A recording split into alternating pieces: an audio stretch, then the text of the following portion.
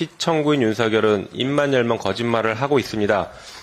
지난 12월 3일 비상계엄을 선포한 이유에 대해서 윤석열은 세 가지를 얘기했습니다. 국회가 입법 폭주를 하고 있고 탄핵을 남발하고 있고 예산을 함부로 삭감했다라는 것입니다. 명백한 거짓말입니다. 윤석열의 비상계엄은 장기 집권을 목표로 한 것입니다. 하지만 윤석열이 계속 주장하고 있으니 그게 왜 거짓말인지 잠시 보여드리겠습니다. 지금 보여드리는 것이 윤석열 공소장입니다. 윤석열 공소장에 뭐라고 되어 있냐면 피고인은 22대 국회의원 선거를 앞둔 2024년 3월 말 4월 초순경부터 비상계엄을 계획했다라는 것입니다. 그러면 2024년 3월 말 4월 초순경 국회가 어떤 상황이었는지 잠시 말씀드려야 될 것 같습니다. 당시 탄핵은 5명밖에 없었습니다.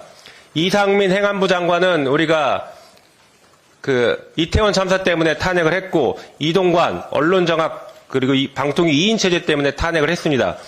안동환 검사 잘 아시는 것처럼 검찰의 공소권 남용으로 대법원 확정 판결을 받은 사람이었습니다. 손준성 검사 고발 사주 사건으로 재판을 받고 있는 사람이었습니다.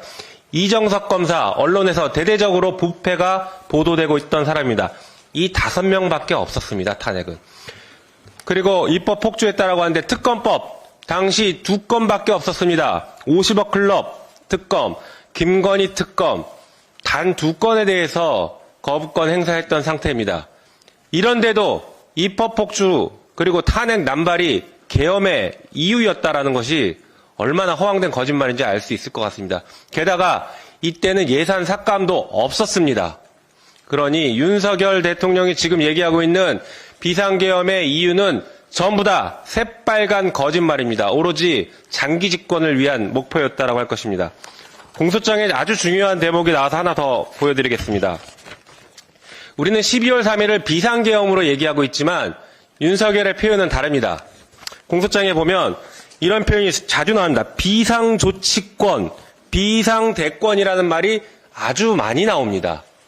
이게 갑자기 나온 얘기가 아닙니다.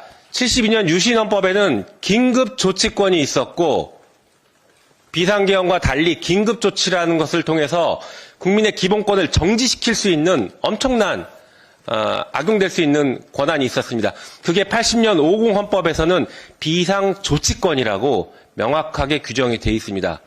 우리가 87년 헌법 개정하면서 비상조치권을 완전히 드러내서 우리 눈에는 지금 안 보이지만 80년 전두환 헌법에는 비상조치권이 들어있었고 윤석열은 계속 비상조치권을 얘기하는 것이 바로 80년 비상조치권을 염두에 둔 것입니다.